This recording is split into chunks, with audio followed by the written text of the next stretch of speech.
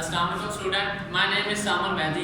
आज हमने क्लास 4 की एक्सरसाइज नंबर 1C के पेज नंबर 16 पे जो वर्ड प्रॉब्लम्स हैं उनको हमने डिस्कस करना है। तो उनका जो पहला क्वेश्चन है वो आप अगर स्टेटमेंट रीड करें तो हमें ये समझ आता है कि वो ये कहते हैं कि एक वेस्ट वाटर जो है वो 33,750 मिलीलीटर 1 आवर में वेस्ट होता है। ठीक है, तो अब वो कहता है कि वेस्ट वाटर इन 1 डे आपने क्या करना है, फाइंड करना है।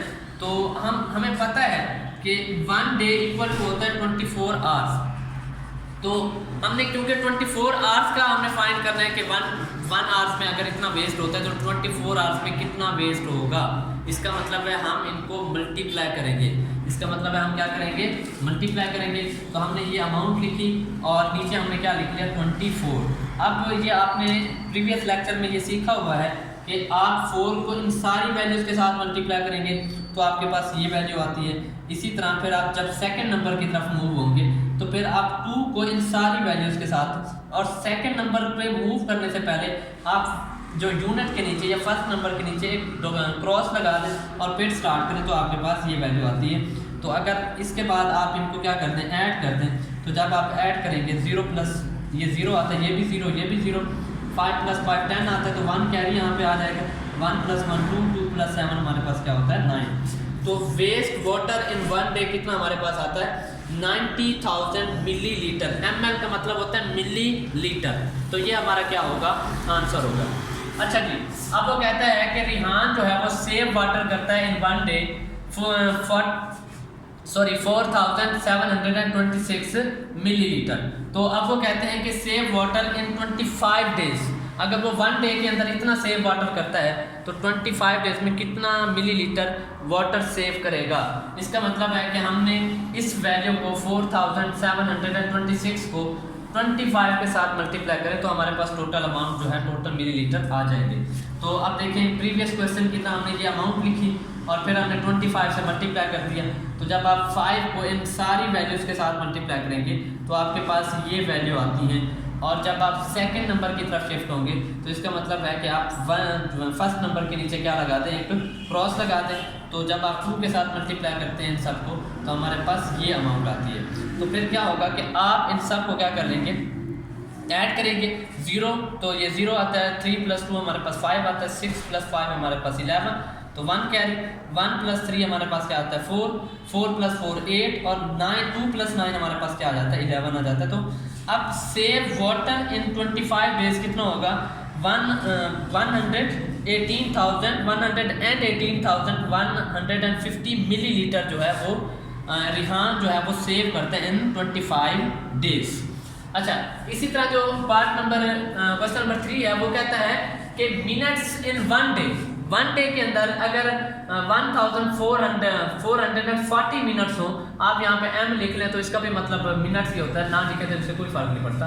तो वो कहता है कि मिनट्स इन 8 वीक्स, वो कहता है अगर एक दिन के अंदर इतने मिनट्स हैं तो 8 वीक्स में कितने मिनट्स होंगे, तो वो हमने फाइंड करने हैं। हम ये जानते हैं कि 1 वीक्स इक्वल टू होता है 7 days. 7 days mean Sunday Monday Tuesday, अगर आप काउंट करें तो टोटल 7 डेज मिलते हैं। तो क्योंकि हमने 8 वीक्स का निकालना है तो इसका मतलब है 8 वीक्स हमारे पास क्या होगा, फिर हम 7 को 8 से मल्टीप्लाई कर देंगे। तो अब जब 7 को 8 से मल्टीप्लाई करते हैं तो 56 डेज बनते हैं। वो कितने बनते हैं 56 डेज। तो अब क्या होगा कि हमारे पास ये जो वैल्यू है मिनट्स थे 1 डे, उसको हम 56 से मल्टीप्लाई करेंगे क्योंकि वो डेज में बन जाते हैं। तो अगेन वही प्रोसेस कि फर्स्ट नंबर को आप इन सारी वैल्यूज़ के साथ मल्टीप्लाई करें तो हमारे पास ये अमाउंट आती है। जब आप सेकंड नंबर की तरफ शिफ्ट होंगे तो फर्स्ट नंबर के नीचे क्रॉस लगा दें तो हमारे पास ये वैल्यू आती है। आप इन दोनों को ऐड करें तो जब आप ऐड करेंगे 0 प्लस 0 आता है, 4 प्लस ये हमारे पास 4 आता है, ये 6 आता है, 8 प्लस 2 हमारे पास अगेन 0 10 आता है तो 0 आ जाएगा, और यहाँ पे 1 कैरी है तो 1 प्लस 7 क्या आ जाता है 8। तो minutes in 8 weeks equal to 80,640, या आप ये भी लिख सकते हैं मिनट्स इन 56 डेज। तो आप जो भी लिखना चाहें हमारा आंसर क्या होगा, करेक्ट होगा। अच्छा, अब वो कहते हैं 30 चिल्ड्रंस हैं वो बैग मेड करते हैं फिर 5,280। तो अब वो कहते हैं कि 30 डेज में 30 चिल्ड्रन इतने बैग जो है वो बनाते हैं। तो आप वो कहता है हर बच्चे ने कितने बैग बनाए हैं। अगर अब इसका मतलब है कि आपने सब पे डिस्ट्रीब्यूट करना है, डिवाइड करना है। तो डिवीजन का आपको पहले प्रोसेस पता है। टोटल बैग हमारे पास 5280 थे, तो वो आपने अंदर लिखा और 30 को आपने क्या करना है, डिवाइड करना है। अब फर्स्ट 2 नंबर लेंगे तो अब ये 52 है। अब 30 को 1 से मल्टीप्लाई करें तो आता है 30, इसका मतलब है 1 किस में चला जाएगा, कैरी में चला जाएगा। और आप 52 में से 30 माइनस करें तो आपके पास 22 आंसर आता है।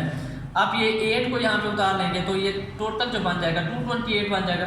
अब 30 को 7 से मल्टीप्लाई करें तो 210 बनता है, इसका मतलब है 7 हमारे पास किधर चला जाएगा, कैरी में चला जाएगा। अब 210 माइनस करें तो 18 आंसर आता है। अब ये 0 को अगेन लेके आए तो यहाँ पे क्या आ जाता है 180, तो 1 अब 30 को 6 से मल्टीप्लाई करें तो हमारे पास क्या आता है 180 आता है। अब 180 में से 180 माइनस करें तो हमारे पास रिमाइंडर क्या आता है 0। इसका मतलब है ईच जो चाइल्ड है वो मेक करता है कितने 176 बैग्स, हर बच्चा 176 बैग जो है वो मेक करता है। अच्छा, इसका जो आपको क्वेश्चन नंबर 9 है वो 4 स्टूडेंट हैं, टोटल जो फ्रेंड है वो 4 हैं, वो एक फ्लैट लेते हैं। वो उनका जो जनवरी का उनका टोटल एक्सपेंसेस होते हैं वो होते हैं 9256।